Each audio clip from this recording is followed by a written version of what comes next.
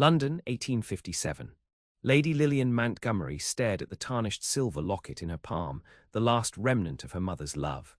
Outside her bedchamber window, rain lashed against the glass, as if nature itself shared her despair. The once grand Montgomery estate, Willowbrook, groaned under the weight of debt and neglect, much like her heart. Lady Lillian, the timid voice of her lady's maid broke through her reverie. "Your father requests your presence in his study." Lillian closed her fingers around the locket. "Thank you, Martha. Tell him I shall be down momentarily." She tucked the locket into her bodice, catching her reflection in the looking-glass. At 22, her beauty remained unmarred by the hardship of the past 3 years. Her father had relied on it, displaying her at every ball and social gathering like a prized thoroughbred awaiting the highest bidder. Love, Lillian had learned, was a luxury afforded only to those with fortune. For women like her, daughters of destitute earls, it was a childish fantasy, as substantial as morning mist. Security was all she could hope for now. The corridors of Willowbrook echoed with emptiness. The paintings of her ancestors sold, the silver candlesticks pawned, the servants dismissed, save for Martha and the aging butler, all sacrifices to her father's gambling addiction. She found him slumped behind his desk, a half-empty decanter of brandy at his elbow. The Earl of Stratham, once proud and distinguished, now a hollow shell of the father she'd adored. "You summoned me, father." He straightened, forcing a smile that failed to reach his eyes. "Lillian, my dear, please sit." She perched on the edge of the chair opposite him, her back straight, hands folded in her lap, the perfect picture of a lady, despite the threadbare quality of her once fine dress.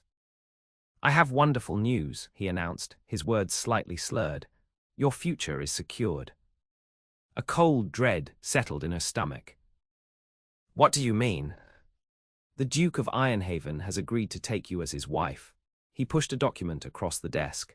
"The marriage contract. He's offered a most generous settlement.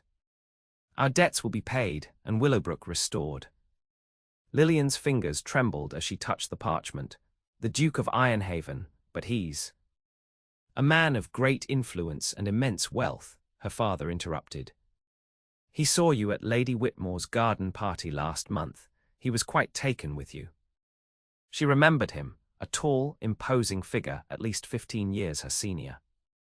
The Duke of Ironhaven, Kenton Ironwood, was known throughout London for his shrewd business acumen and cold demeanour.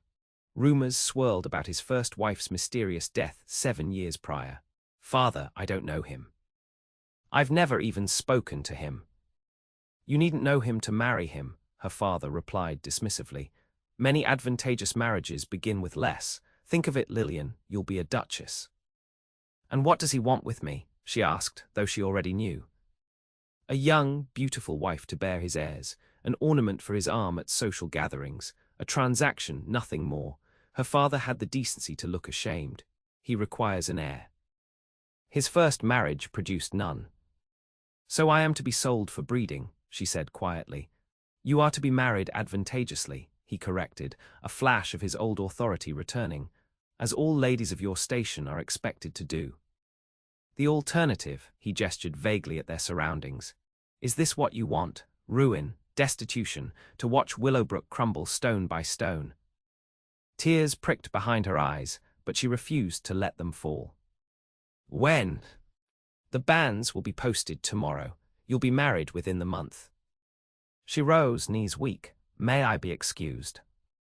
He nodded, already reaching for the decanter. "The Duke will call tomorrow to make your acquaintance properly. Wear your blue silk." "My blue silk was sold last winter to pay the coal merchant," she reminded him gently. Her father's face crumpled. "Then wear whatever will make you look most becoming. This is our salvation, Lillian." In her chamber, Lillian pressed her forehead against the cool glass of the window. Outside, London sprawled beneath a veil of rain and coal smoke. Somewhere within that maze of streets lay Ironwood House, her future prison. "It is only a transaction," she whispered to herself. "Security in exchange for duty, nothing more." But as she clutched her mother's locket, a treacherous tear escaped down her cheek. Once, long ago, she had dreamed of love. The Duke of Ironhaven's carriage arrived precisely at 2 o'clock the following afternoon. Lillian watched from her window as the gleaming black conveyance, emblazoned with the ironwood crest, rolled to a stop before Willowbrook's weathered steps. Martha had helped her into her best remaining dress, a lavender muslin with only one small tear mended near the hem. Her hair was arranged simply but elegantly, and her mother's locket hung around her neck, tucked discreetly beneath her bodice. "You look beautiful, milady," Martha whispered, squeezing her hand. Lillian forced a smile. "Thank you, Martha." She descended the stairs with measured steps, finding her father already in the drawing room, nervously pacing. He had shaved and donned his best coat, though it could not disguise how it hung from his diminished frame. "Ah, there you are," he said, relief evident in his voice. "Remember, Lillian, be agreeable. Show gratitude for his generosity." Gratitude, as if she should thank the man for purchasing her like chattel, the butler announced him moments later. His Grace, the Duke of Ironhaven. Kenton Ironwood filled the doorway with his presence before he even stepped through it. Tall and broad-shouldered, he cut an imposing figure in his impeccably tailored dark coat. His features were striking rather than handsome, a strong jaw, aquiline nose, and penetrating grey eyes beneath dark brows. His hair, the colour of burnished mahogany, was swept back from a high forehead, with distinguished silver at the temples betraying his 37 years. "Your Grace," her father effused, bowing deeply, "what an honour to welcome you to our humble home." The Duke's gaze swept the drawing room, taking in the faded furnishings and bare walls where paintings had once hung. His expression remained impassive. "Lord Stratham," he acknowledged with a slight nod before turning his attention to Lillian. She curtsied, keeping her eyes downcast as propriety demanded. "Your Grace." "Lady Lillian," his voice was deep and measured, revealing nothing of his thoughts. "I trust you are well." "Very well, thank you."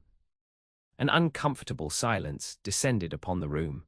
Her father cleared his throat nervously. "Perhaps some tea, Lillian." She rang for Martha, grateful for the momentary distraction. When the meagre tea service arrived, their last decent china set, she busied herself pouring, aware of the Duke's gaze following her every movement. "Lady Lillian," the Duke said after accepting his cup, "I presume your father has informed you of our arrangement." "He has, Your Grace."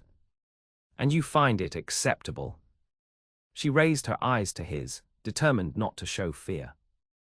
"I understand its necessity." Something flickered in his grey eyes, surprise perhaps at her candour.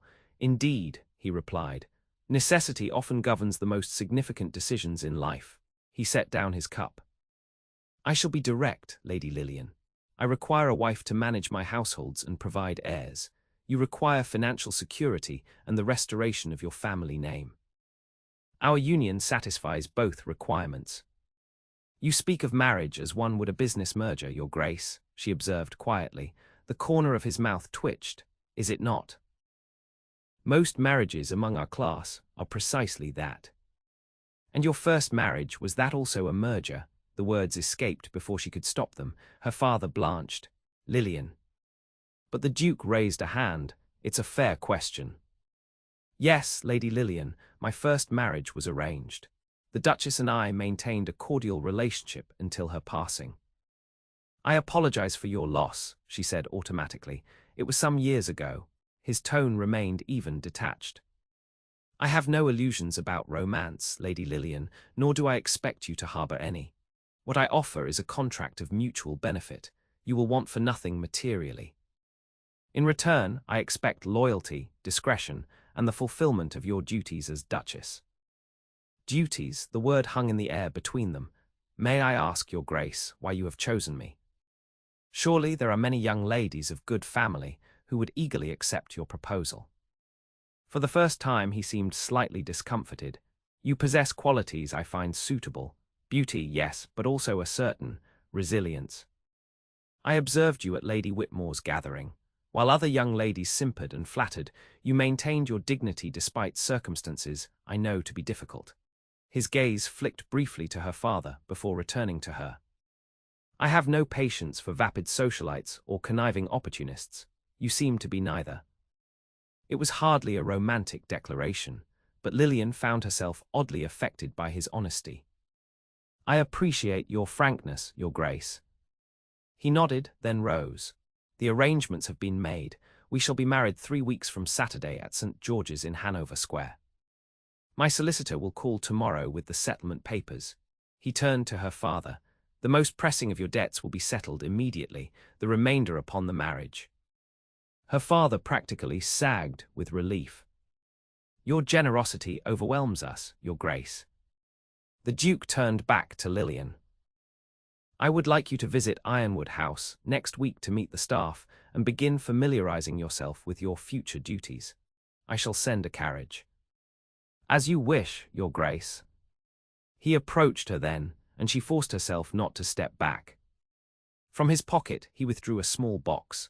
A token of our engagement, he said, opening it to reveal a magnificent sapphire ring surrounded by diamonds. It has been in the Ironwood family for generations. He took her hand, and she was surprised by the warmth of his touch. The ring slid onto her finger, heavy with the weight of expectation. Thank you, she whispered. Until next week, Lady Lillian. He bowed formally, then departed with the same commanding presence with which he had arrived. When the door closed behind him, her father collapsed onto the settee. You've saved us, my dear, saved us all. Lillian stared at the gleaming ring on her finger, wondering at what cost. Ironwood House loomed over Berkeley Square like a fortress of stone and privilege. As the Duke's carriage delivered Lillian to its imposing entrance, she struggled to imagine herself as mistress of such grandeur. The butler, a silver-haired man named Harris, greeted her with formal deference that did nothing to calm her nerves. His Grace is attending to business matters, but asked that I show you the house, my lady. For the next hour, Lillian followed Harris through an endless procession of rooms, each more opulent than the last. Drawing rooms, morning rooms, a vast library, dining hall, ballroom, conservatory, all impeccably maintained, yet strangely lifeless. There were no personal touches, no sense that the house was a home rather than a museum of wealth. These will be your apartments, my lady, Harris said, opening double doors to reveal a suite that took her breath away. Decorated in shades of blue and cream, with delicate French furniture and silk hangings, it was more luxurious than anything she had ever imagined for herself. They were redecorated for your arrival, Harris explained. The previous Duchess preferred darker tones. It's beautiful, she said softly, running her fingers over the satin counterpane of the massive bed. His Grace thought the colors would complement your complexion. She looked up in surprise. The Duke had chosen these rooms for her personally. It seemed oddly considerate for a man who spoke of marriage as a business arrangement. Through here is your dressing room, Harris continued, and beyond that, the connecting door to His Grace's chambers. Lillian felt heat rise to her cheeks. Of course, there would be that aspect of their arrangement as well. Heirs did not materialize from polite conversation. A light tap at the door announced the arrival of a middle-aged woman in a plain but well-made dress. Lady Lillian, this is Mrs. Fletcher, the housekeeper. She will assist with any questions regarding the household staff. Mrs. Fletcher curtsied. A pleasure, my lady. Thank you, Mrs. Fletcher. I'm certain I shall have many questions. His Grace has also engaged a lady's maid for you, Harris added. She will arrive next week. That's very thoughtful, but I already have a maid. Martha has been with me for years. Harris and Mrs. Fletcher exchanged glances. I believe His Grace assumed your current staff would remain at Willowbrook, the housekeeper said carefully. Martha will come with me, Lillian stated with unexpected firmness. I shall discuss it with the Duke. This small assertion of will surprised even herself. If she was to be sold into this marriage, she would at least keep this one connection to her former life. After completing the tour, Harris led her to a small sitting room. His Grace will join you for tea shortly. Left alone, Lillian examined the room more closely. Unlike the rest of the house, this space felt more personal. Bookshelves lined one wall, filled with well-worn volumes. A chess set sat on a side table, a game apparently in progress. Near the window stood a drafting table covered with architectural drawings. She was examining these when the door opened and the Duke entered. I see you've discovered my sanctuary, he said, startling her. Forgive me, I didn't mean to pry. Not at all. What do you think of the house? It's magnificent, she answered truthfully, though rather large for one person. It was built to impress, not for comfort, he replied, moving to stand beside her. These are plans for improvements to the tenant cottages on my Yorkshire estate. She studied the drawings with new interest. You designed these yourself. Architecture was once a passion of mine. There was something almost wistful in his tone. These cottages are poorly ventilated and prone to dampness. The new design includes better drainage and larger windows. That's very considerate of you. He shrugged. It's practical. Healthy tenants are productive tenants. But Lillian wasn't fooled by his dismissive tone. The drawings were detailed with careful attention to the comfort of the inhabitants. The tea arrived, and as they sat, Lillian found the courage to make her request. Your Grace, I understand you've engaged a lady's maid for me, but I would prefer to bring Martha, my current maid. He regarded her over the rim of his teacup. Is she competent? Very much so. She's been with me since I was 16. Then by all means bring her. He set down his cup. Lady Lillian, while I expect certain standards to be maintained, I have no desire to make you uncomfortable. This transition will be difficult enough without depriving you of familiar faces. His unexpected understanding caught her off guard. Thank you. How did you find your apartments? He asked. They're lovely. Harris mentioned you selected the colors yourself. Was it her imagination, or did a faint color touch his cheeks? I merely suggested a palette. The decorators did the rest. A silence fell between them, not entirely uncomfortable. Lillian studied him covertly. In the warm afternoon light, his features seemed less severe than she remembered. May I ask you something, Your Grace? You may. Why did you not remarry sooner? It's been 7 years since your wife's passing. He considered her question carefully. I found I preferred my own company to the prospect of a marriage like my first. What changed your mind? His grey eyes met hers directly. Time, responsibility, the need for an heir grows more pressing with each year. And you saw me at Lady Whitmore's party and decided I would suffice, she concluded. That oversimplifies the matter. He leaned forward slightly. I had observed you at several gatherings over the past season.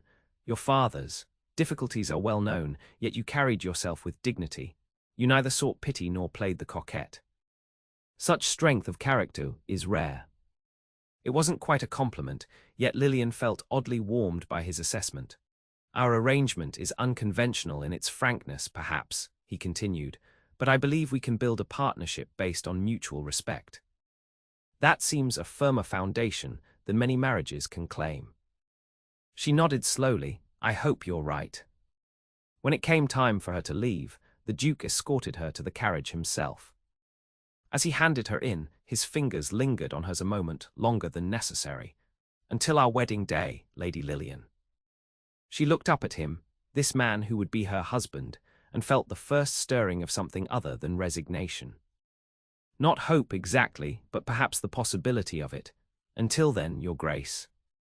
The weeks before the wedding passed in a whirlwind of fittings and preparations. True to his word, the Duke had settled her father's debts, and Willowbrook began to show signs of recovery. Fresh paint, repaired furniture, even the return of some paintings and silver that had been sold to less scrupulous dealers, who were now eager to curry favour with the future Duchess of Ironhaven. 3 days before the wedding, Lillian visited the modiste for the final fitting of her wedding gown, a creation of ivory silk and Brussels lace that cost more than her entire previous wardrobe combined. As she was leaving the shop, a voice called her name. Lady Lillian, what a pleasant surprise. She turned to find Lady Caroline Westbury, once her closest friend before Lillian's reduced circumstances had made social calls uncomfortable. Lady Caroline, how lovely to see you. Caroline embraced her warmly. I was thrilled to receive your wedding invitation, the Duke of Ironhaven. Everyone is talking about it. Are they indeed? Lillian asked, her smile tightening. Oh yes, Caroline lowered her voice. Such a mysterious figure. They say his first wife, well, the rumors were quite shocking. What rumors? Caroline's eyes widened. You haven't heard. They say she died under suspicious circumstances. The Duke was away when it happened, allegedly. Some believe he couldn't bear her infidelities any longer. Lillian's heart quickened. That's absurd. She died of a fever. Is that what he told you? Caroline patted her arm sympathetically. My dear, be careful. The Duke is not known for his warmth. Some say he's capable of terrible coldness. That evening, Lillian found herself unable to sleep, Caroline's words echoing in her mind. She had convinced herself she could enter this marriage as a simple transaction, but the whispers about the first Duchess disturbed her more than she cared to admit.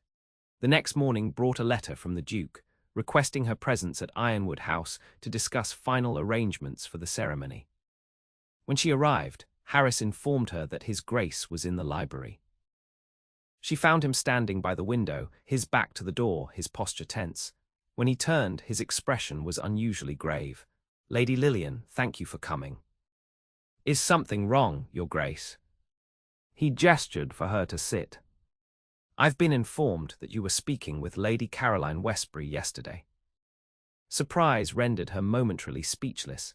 You're having me followed. I have eyes and ears throughout London. It's necessary in my position. He sat opposite her. Lady Caroline is known for spreading malicious gossip. I can only imagine what she told you about me. Lillian straightened her spine. She mentioned rumors about your first wife's death. His jaw tightened. I see. Is it true? Which part? That my wife died under mysterious circumstances, that I murdered her for her infidelities? His voice was bitter. Or perhaps that I locked her in a tower like some Gothic villain. I didn't say I believed her. He studied her face for a moment, then sighed. Elizabeth, my first wife, did die of a fever. What the gossips fail to mention is that she contracted it while nursing our stillborn son. Lillian's hand flew to her mouth. I'm so sorry. She had been in labor for 2 days. The child was breech. By the time they extracted him, he was already gone. Elizabeth never recovered from the loss. She refused to eat to rest. The childbed fever took her within a week. His voice grew distant. I was indeed away when she died, not by choice, but because she had banned me from her sick room. She blamed me for the child's death. How could it possibly have been your fault?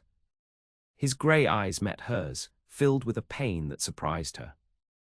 She believed God was punishing her for marrying without love, for accepting a match made for advantage rather than affection. Lillian felt a chill, how eerily similar to her own situation. The gossips transformed a tragedy into a scandal, he continued. It was simpler to let them talk than to expose Elizabeth's private suffering to their scrutiny. She reached out impulsively, placing her hand over his.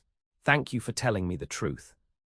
He looked down at their hands, then back to her face. I want no secrets between us, Lady Lillian. Our marriage may be arranged, but it need not be built on falsehoods. His honesty moved her. This was not the cold, calculating man she had expected. There was depth to him, wounds carefully concealed beneath his controlled exterior. Nor do I wish for secrets, she said softly. Something changed between them in that moment, a subtle shift, the first crack in the wall of formality they had maintained. As he escorted her to her carriage later, his hand at the small of her back felt different, not proprietary, but protective. And when he helped her inside, his fingers lingered on hers a moment longer than necessary. 2 days, he said, his voice low. 2 days, she echoed, and realized with a start that the dread she had carried for weeks had somehow transformed into nervous anticipation. The wedding day dawned clear and bright, a rarity for London in early spring. St. George's was filled with the cream of society, eager to witness the union of the mysterious Duke and the Earl's daughter whose fortunes had so dramatically reversed. Lillian stood in the vestibule, her father beside her, her heart hammering against her ribs. The ivory silk gown gleamed in the light filtering through the stained glass. Martha had woven orange blossoms into her upswept hair, and the Ironwood family sapphires, sent by the Duke that morning, adorned her neck and ears. Are you ready, my dear? Her father asked, his eyes suspiciously bright. Yes, she answered, surprising herself with her certainty. the organ swelled and the great doors swung open. At the far end of the aisle stood Kenton, resplendent in formal attire, his face solemn as he watched her approach. With each step, Lillian reminded herself that this was a contract, an arrangement of mutual benefit. Yet when she reached him and placed her hand in his, the warmth of his touch sent an unexpected tremor through her. Their vows were the traditional ones, spoken clearly before God and the assembled witnesses. When the Duke slid the gold band onto her finger to join her engagement ring, his hands were steady, his eyes locked on hers with an intensity that made her breath catch.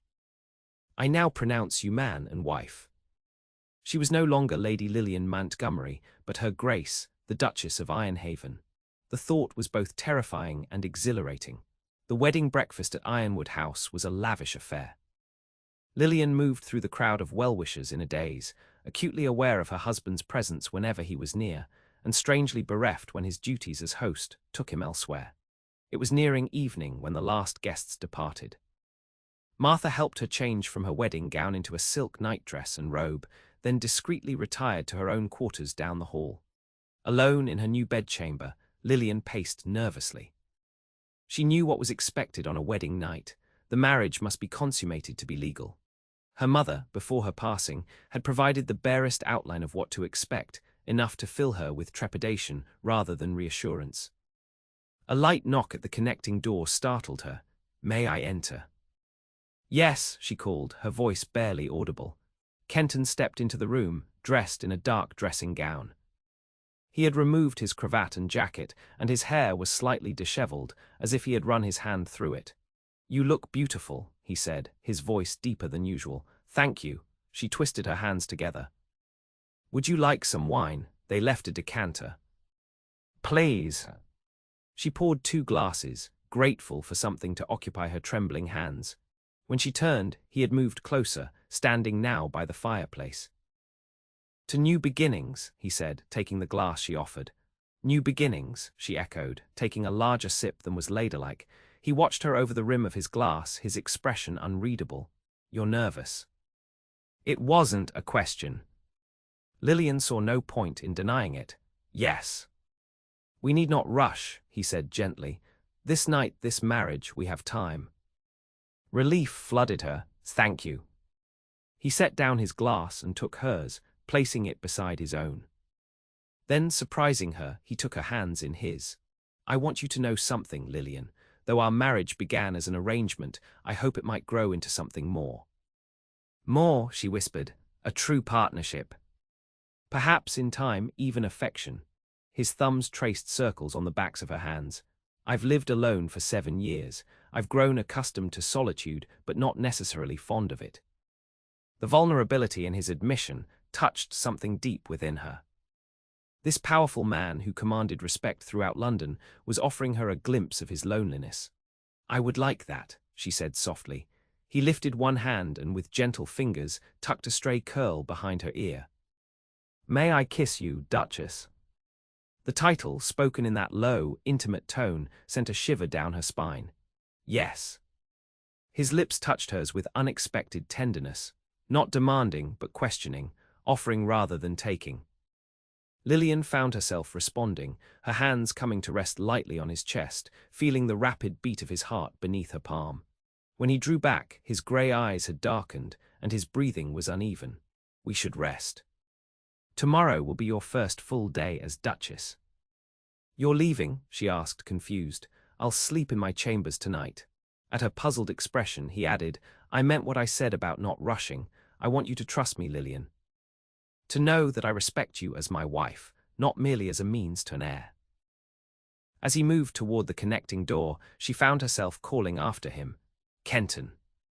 He turned, surprise evident at her use of his given name. "Thank you," she said simply. He smiled then, transforming his serious features. "Sleep well, Lillian." After he left, she sat on the edge of her bed, touching her fingers to her lips where the warmth of his kiss lingered. Perhaps, she thought, this arrangement might indeed become something more. The first weeks of marriage brought a whirlwind of changes.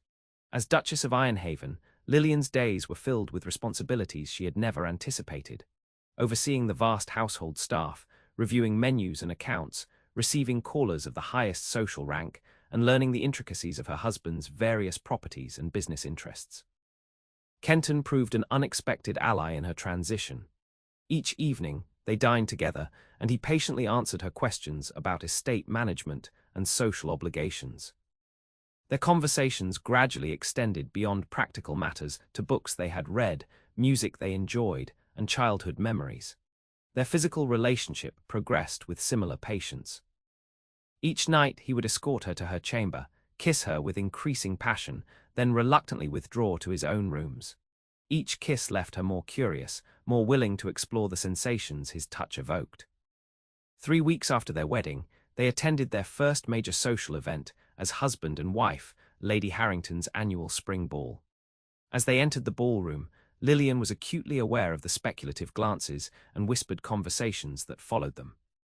"Ignore them," Kenton murmured, his hand warm at her back.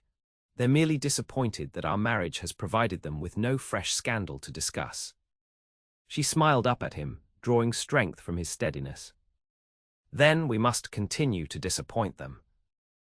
The evening progressed pleasantly until Lillian found herself momentarily separated from Kenton while he spoke with a business associate. She was examining a floral arrangement when a voice spoke from behind her. "The new Duchess of Ironhaven, how charming." Lillian turned to find a striking woman in her 30s, with raven hair and calculating dark eyes. "I don't believe we've been introduced." "Lady Victoria Pemberton," the woman said, her smile not reaching her eyes. "An old friend of your husband's." Something in her tone made Lillian wary. "It's a pleasure to meet you, Lady Pemberton." "Is it? I wonder if you'll think so when you learn more about your husband's past." She leaned closer. "Kenton and I were quite close after Elizabeth's death. He found comfort in my arms for quite some time." Lillian maintained her composure with effort. "The past is the past, Lady Pemberton." "Is it?" The woman's laugh was brittle. "Men like Kenton don't change, my dear. He'll tire of you as he tired of Elizabeth, as he tired of me." Before Lillian could respond, Kenton appeared at her side. "Victoria," he acknowledged coldly. "I see you've met my wife." "I was just congratulating the Duchess on her fortunate match," Lady Pemberton replied sweetly. "Such a rapid courtship, almost as if there was some urgency to the arrangement." Kenton's jaw tightened. "If you'll excuse us, Lady Pemberton, I believe this waltz belongs to my wife." As he led her to the dance floor, Lillian could feel the tension in his body. "I take it you and Lady Pemberton have a history." "A brief one, years ago," he admitted as they began to waltz. "She had aspirations to become the next Duchess. When I made it clear that would never happen, she did not take it well. She implied your relationship was significant." His eyes met hers directly. "It was not. After Elizabeth died, I was. Not myself for a time. Victoria offered distraction, nothing more. It ended long ago." Lillian nodded, wanting to believe him, yet troubled by Lady Pemberton's insinuations. Was she merely a replacement for Elizabeth? Another duty to be fulfilled? Later that night, as they returned to Ironwood House, an uncomfortable silence stretched between them. In the privacy of her chamber, Lillian dismissed Martha early, needing time to sort through her thoughts. She was brushing her hair when Kenton knocked and entered through their connecting door. He had removed his evening attire and wore only his shirt and trousers, his feet bare. "You've been quiet since we left the ball," he said, watching her in the mirror's reflection. "I'm tired, that's all." He moved to stand behind her, taking the brush from her hand. With gentle strokes, he continued the task she had begun, running the brush through her long chestnut waves. "Victoria upset you?" "It wasn't a question." Lillian met his eyes in the mirror. "She suggested I was merely a replacement, a convenient solution to your need for an heir." His hands stilled, and you believed her. "I don't know what to believe," she admitted. "Our marriage began as an arrangement. You needed a wife, I needed security." "Is that all you think this is?" She turned on her stool to face him directly. "Isn't it?" Something flickered in his eyes, hurt, perhaps, or disappointment. "Do you truly believe I would share my thoughts, my home, My life with a woman I viewed merely as a broodmare. Put that way, it did seem absurd. Over these weeks, he had shown her nothing but consideration and respect. No, she admitted. But then why did you choose me? There must have been many suitable candidates. He set the brush aside and knelt before her, taking her hands in his. Because from the moment I saw you, standing proudly despite your circumstances, I knew you were different. Your strength, your dignity, your kindness to those beneath your station, these qualities drew me to you. His thumbs traced circles on her palms. The arrangement may have been how our marriage began, Lillian, but it's not how I wish it to continue. What do you wish? She whispered. Instead of answering with words, he leaned forward and kissed her, not with the restrained passion of their previous encounters, but with a hunger that took her breath away. His hands slid into her hair, cradling her head as his lips moved against hers with increasing urgency. When they broke apart, both breathing heavily, he rested his forehead against hers. I wish for a true marriage, Lillian. In every sense. Her heart thundered in her chest. Then stay tonight. His eyes darkened with desire. Are you certain? In answer, she rose and took his hand, leading him toward the bed that had seemed so imposingly large when she first saw it. Now it felt like an invitation, a promise. That night, Kenton taught her that physical love could be beautiful, tender, and passionate all at once. His hands and lips explored her body with reverent care, drawing responses she had never imagined possible. When they finally joined as one, the momentary pain gave way to a pleasure so intense it brought tears to her eyes. Afterward, as she lay curled against his chest, his heartbeat strong beneath her ear, Lillian realized something had fundamentally changed. What had begun as a transaction had become something far more complicated and precious. Stay, she whispered as sleep began to claim her, his arms tightened around her. Always. Summer arrived with unusual warmth, bringing with it a new rhythm to their marriage. Kenton now shared her bed each night, their physical relationship deepening alongside their emotional connection. By day, Lillian grew increasingly confident in her role as Duchess, making subtle but meaningful changes to the running of Ironwood House. Where once the grand mansion had felt like a museum, she introduced touches that transformed it into a home, fresh flowers from the conservatory in every room, music in the evenings, and regular dinners with a small circle of friends Kenton actually enjoyed rather than merely tolerated. On a particularly fine July afternoon, Kenton surprised her with a picnic in the private garden behind Ironwood House, a charming space she had reclaimed from years of neglect. You've transformed more than just this garden, he observed as they sat beneath the shade of an oak tree, a feast spread before them. Have I? She smiled, pouring him a glass of lemonade. Ironwood House feels different. Warmer. Is that a complaint, Your Grace? She teased. He captured her hand, bringing it to his lips. It is the highest praise, Duchess. The intimate gesture still had the power to make her pulse quicken. Over these months, she had come to crave his touch, his smile, the rare moments when he laughed without reservation. I have news, he said, releasing her hand to reach for a grape. The improvements to the Yorkshire tenant cottages are complete. I thought we might journey there next week to inspect them. I would like that very much. She hesitated, then added, I've never seen your other estates. They've been sadly neglected in recent years, he admitted. I rarely had reason to visit them. Now, with you by my side, I find myself eager to see them restored to their former glory. His words warmed her. We could make a tour of it. Visit each property before returning to London for the autumn season. An excellent suggestion. His grey eyes studied her face. You've brought purpose back to my life, Lillian. I was merely existing before you came. The naked honesty in his voice touched her deeply, and you've given me far more than the security I sought. He moved closer, cupping her face with one hand. What have I given you? She turned her face to kiss his palm. A home, respect, partnership. The word she didn't say hung between them. Love. For Lillian had come to realize, with both joy and trepidation, that she had fallen in love with her husband. Each day, each conversation, each touch had slowly dismantled the walls around her heart until Kenton had become essential to her happiness. yet she dared not speak the word. Their marriage had grown into something far beyond their initial arrangement, but Kenton had never mentioned love. He showed her affection, desire, respect, but was that the same? Before she could dwell on these thoughts, a footman approached with a silver tray.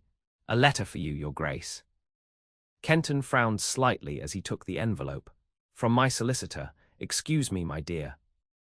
As he read, his expression darkened. "Unfortunate news. There's an urgent matter requiring my attention at the shipping office. A discrepancy in the ledgers that could indicate embezzlement." "Of course you must go," she said, hiding her disappointment. "Will you be late?" "I hope not." He leaned over to kiss her briefly. "Save me some strawberries." She watched him stride away, his tall figure soon disappearing into the house. With a sigh, she began gathering the remains of their picnic. The perfect afternoon now ended.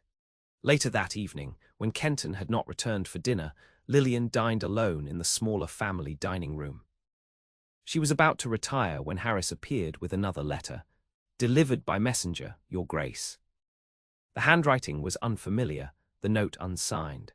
"If you wish to know where your husband truly spends his evenings, come to 17 Curzon Street at 9 o'clock tonight. Bring a companion for propriety, but tell no one else." Lillian stared at the words, a cold dread settling in her stomach. Could Kenton be deceiving her? Had Lady Pemberton been right after all? No, she refused to believe it. Kenton had been nothing but honest with her. This was clearly an attempt to create discord in their marriage. Yet even as she told herself to ignore the note, a tiny seed of doubt took root. Kenton had left so abruptly. The letter from his solicitor, had she actually seen it? What if his business wasn't at the shipping office at all? "Is something troubling you, Your Grace?" Martha asked as she helped Lillian prepare for bed an hour later. Lillian hesitated, then made a decision. "Martha, I need you to accompany me somewhere, immediately." Moments later, dressed in her plainest walking dress with a heavy cloak despite the summer evening, Lillian and Martha slipped from Ironwood House into a hired hackney cab. "Curzon Street, number 17, she instructed the driver. "Are you sure about this, milady?" Martha whispered. "It's not proper for you to be out at this hour, especially in this part of town." "I must know the truth," Lillian replied, though her heart raced with anxiety. The address proved to be an elegant townhouse, its windows glowing with lamplight. As Lillian approached the door, it opened before she could knock, revealing a young maid. "This way, Your Grace," the girl said, as if she had been expecting her. Lillian and Martha followed her into a richly appointed drawing room. The sound of women's laughter drifted from somewhere deeper in the house. "Wait here, please," the maid instructed before disappearing. "I don't like this, milady," Martha whispered. "We should leave." Before Lillian could respond, the door opened again, and Lady Victoria Pemberton entered, a triumphant smile on her beautiful face. "The Duchess of Ironhaven, how delightful. I wasn't certain you would come." "You sent that note," Lillian realized. "Of course." Victoria gestured to the sofas. "Please sit. Would you care for refreshment?" "The champagne is excellent." "Where is my husband?" Victoria's smile widened. "Direct, aren't you? He's here, of course, upstairs with Madame Rosalie." Lillian felt as if she'd been struck. "You're lying." "Am I?" Victoria moved to the bell pull.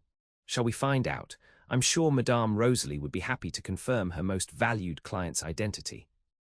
"This is a trap," Lillian said, her voice steadier than she felt. "You're trying to create discord between Kenton and me because he rejected you." Victoria's eyes flashed. "How naive you are. Kenton Ironwood is incapable of fidelity. Elizabeth learned that lesson too late. I thought to spare you similar pain. By luring me to a brothel, how compassionate of you." "Is it a brothel?" Victoria asked innocently, "or merely a private club where gentlemen enjoy discreet entertainment? Shall we ask your husband when he descends?" Lillian took a steadying breath. "I'm leaving. Martha, come." "Running away won't change the truth," Victoria called after her. "Ask him where he goes when he claims to be working late. Ask him about Madame Rosalie's establishment." Outside, Lillian practically fell into the waiting hackney, her legs threatening to give way beneath her. Ironwood House, she instructed the driver, her voice breaking. "Milady, you mustn't believe that woman," Martha said, clutching her hand. "His Grace wouldn't." "Please, Martha, not now." The journey home passed in a blur of conflicting emotions. Anger at Victoria's manipulation warred with the insidious doubt her words had planted. Had Kenton truly been unfaithful? Was their entire marriage built on lies? When they arrived at Ironwood House, Lillian was shocked to find Kenton pacing the entrance hall, his face lined with worry. "Lillian," he strode toward her. "Where have you been? I returned to find you gone, with no explanation. I was about to alert the authorities." She shrugged off his reaching hands. "I needed air." His brow furrowed. "At this hour? Without informing anyone, what's happened?" "You tell me," she said, her voice cold. "How was your meeting with your solicitor? Or was it with Madame Rosalie?" His face paled. "What?" "I received a note." She thrust the crumpled paper at him. "Lady Pemberton was kind enough to inform me of your evening activities." Understanding dawned in his eyes, followed by anger. "And you believed her?" "I didn't want to, but—" "But you went to confirm it yourself," he finished, his voice tight with controlled fury. "You actually went to that address?" "Yes. With only your maid for protection." Into a situation that could have been dangerous. His voice rose slightly. "Do you have any idea what might have happened to you?" "Do not change the subject," she snapped. "Were you there or not?" "Of course not." He ran a hand through his hair in frustration. "I was exactly where I told you I would be, at the shipping office, reviewing ledgers with my head clerk and solicitor. We discovered one of the bookkeepers has been embezzling funds." "Can you prove it?" The hurt that flashed across his face made her immediately regret the question. "You require proof of my whereabouts. Very well. My solicitor, Mr. Thornton, and my clerk, Mr. Simmons, can both attest to my presence from 3 this afternoon until 8:30 this evening." Shame began to replace her anger. "Kenton." "No," he held up a hand. "You've made your position clear. You chose to believe the worst of me based on the word of a woman who has every reason to destroy our marriage. You risked your safety, and Martha's, to confirm suspicions you never should have entertained." "I was confused," she whispered. "Frightened." "Of what? That I might be the monster society whispers about." His voice grew quiet, more dangerous. "After these months together, you still know me so little." Tears filled her eyes. "I'm sorry." "As am I." He turned away. "I shall sleep in my old chamber tonight. Good night, Duchess." The formal title, spoken with such coldness, cut her to the quick. As he strode away, Lillian realized the enormity of her mistake. In her fear, she had damaged something precious, his trust. She had fallen in love with Kenton, but in one rash action, she might have destroyed any chance that he could ever love her in return. Dawn found Lillian still awake, her pillow damp with tears. The space beside her, where Kenton's warmth should have been, felt vast and empty. She had betrayed his trust, and in doing so, revealed how fragile her own faith in him truly was. When Martha arrived with her morning chocolate, Lillian was sitting at her writing desk, composing a letter. "His Grace has already departed for his office, milady," Martha said gently. "Harris said he left at first light." "Thank you, Martha." Lillian sealed the letter with the Ironhaven crest. "Please have this delivered to Lady Pemberton immediately." "Lady Pemberton, but milady." "Please, Martha. It's important." After her maid departed, Lillian dressed with special care in a gown of deep blue that Kenton had once admired. She would face the consequences of her actions with dignity, whatever they might be. The morning passed with agonizing slowness. Lillian reviewed household accounts, approved menus, and met with the housekeeper, all the while feeling as if she were merely going through the motions. Her heart and thoughts remained fixed on Kenton and how she might repair the damage she had caused. Shortly after noon, Harris appeared at the door of her morning room. "Lady Pemberton is here, Your Grace. She claims you requested her presence." "Show her in, please." Victoria swept into the room moments later, her face a mask of superiority. Your summons was most unexpected, Duchess. Have you come to your senses regarding your husband? Lillian rose, every inch the Duchess of Ironhaven. I invited you here to inform you that your attempt to destroy my marriage has failed. My husband was exactly where he claimed to be last night, with witnesses to verify his presence. Victoria's smile faltered. You're more naive than I thought. Kenton has always been skilled at covering his tracks. No. You lied to me, manipulated me for your own vindictive purposes. Lillian moved closer, her voice steady. I will not allow it to happen again. You can't stop gossip, Duchess. London thrives on it. Perhaps. But I can ensure you're no longer welcome in polite society. Lillian's gaze hardened. My husband may be too much a gentleman to retaliate against your schemes, but I have no such compunction. You wouldn't dare, Victoria whispered. Wouldn't I? I have friends among the patronesses of Almack's. One word from me about your disgraceful behavior, luring a duchess to a brothel under false pretenses, and your vouchers would be revoked. No respectable home would receive you. Victoria's face paled. You're bluffing. Try me, Lillian moved to the bell pull. I believe our conversation is concluded. Harris will show you out. After Victoria departed, Lillian sank onto the sofa, her bravado draining away. The confrontation had left her exhausted, but she knew it was only the beginning of her penance. Facing Victoria had been easy compared to the task that still lay ahead, earning back Kenton's trust. When evening fell and he had not returned, she instructed Harris to prepare a tray. I'll dine in the Duke's study, she said. Please inform His Grace when he returns. The study was Kenton's sanctuary, the one room in the house where he truly relaxed. She settled at his desk, surrounded by his books and papers, drawing comfort from the familiar scent of his tobacco and cologne that lingered in the air. Hours passed. Lillian wrote letters, and tried not to watch the clock as it ticked past 9, then 10, then 11. Just when she had resigned herself to spending the night alone in the study, the door opened and Kenton appeared. He stopped abruptly upon seeing her. Lillian. I wanted to speak with you, she said, rising from his chair. I've been waiting. It's late. I would have waited all night. He closed the door but remained standing near it, maintaining the distance between them. His face was drawn with fatigue, his cravat loosened, his hair disheveled as if he'd repeatedly run his hand through it. I owe you an apology, she began. My behavior last night was inexcusable. I should have trusted you. Yes, you should have. His blunt agreement strung, but she continued. I spoke with Victoria today. I made it clear that her interference in our marriage would not be tolerated. That was unwise. She's a dangerous enemy. I don't care. Lillian took a step toward him. I care only about making things right between us. He studied her face, his expression guarded. Why did you believe her, Lillian? After everything we've shared, why was it so easy for you to think the worst of me? The question pierced her heart. It wasn't about you, she admitted softly. It was about me, my fear. Fear of what?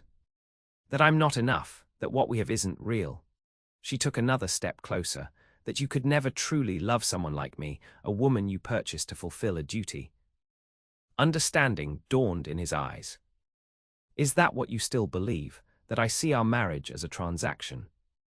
No, yes, I don't know. Tears threatened again, but she forced them back.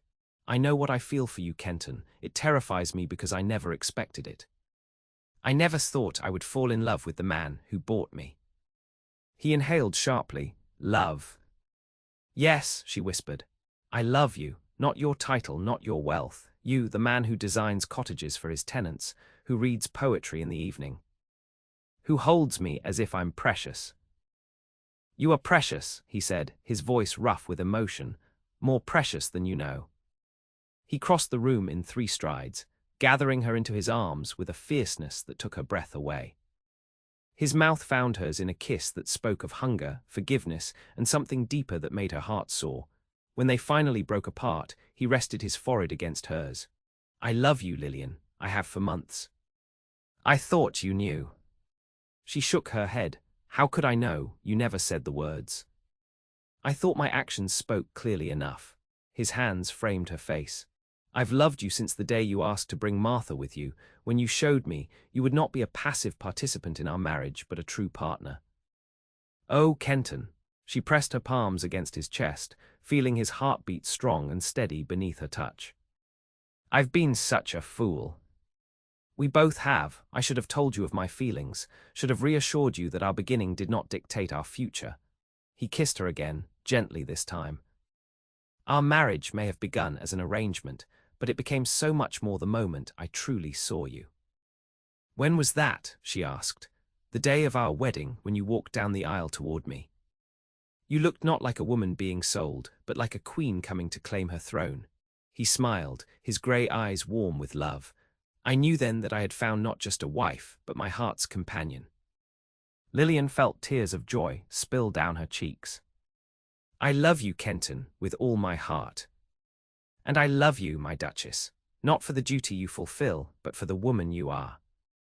That night, their lovemaking held a new depth of emotion. Each touch, each kiss a reaffirmation of the truth they had finally spoken aloud. As they lay entwined afterward, Kenton's fingers traced lazy patterns on her bare shoulder. I was thinking, he murmured, about our tour of the estates. MMM. Perhaps we might extend it, visit Scotland perhaps. Or the continent. She propped herself up on one elbow. For how long? A few months at least. His eyes met hers. I find I'm eager to show you the world, Lillian. To create memories that belong only to us. I would like that very much, she said softly. And perhaps, he added, his voice growing serious, our journey might have another purpose. What purpose? His hand moved to rest gently on her abdomen. To give our child a story of adventure to hear someday. Lillian's heart skipped a beat. Child, but I'm not. Not yet, he agreed, his eyes hopeful. But I thought we might practice diligently during our travels. She laughed, joy bubbling up inside her. Practice does make perfect, Your Grace. Indeed it does, Duchess. He pulled her close, his lips finding hers once more. Indeed it does. As she melted into his embrace, Lillian marveled at the journey that had brought them here. She had entered this marriage believing love was a luxury she could not afford, only to discover it was the greatest treasure of all. What had begun as a transaction had transformed into a bond more precious than all the wealth and titles in England. She had been sold to a duke for security, but his compassion had taught her what love truly is, not a business arrangement or social contract, but a meeting of souls, a partnership of equals, a journey of two hearts becoming one.